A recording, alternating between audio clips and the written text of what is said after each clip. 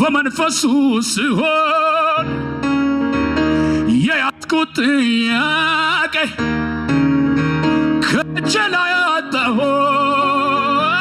ፈልጌ የፊቱን ፈገግታ መልኩን ሲያሳየኝ እንኳን ልጠይቀው ራሴን ሳትኮኝ። ለካ ያስረሳል ችግርን መከራ ዝም ብሎ መኖር ከኢየሱስ ጋር። ለካ ያስረሳል ችግርን ጥያቄ መኖሩን ሳስብ ጌታ አጠገቤ። ሃሌሉያ ሃሌሉያ ሃሌሉያ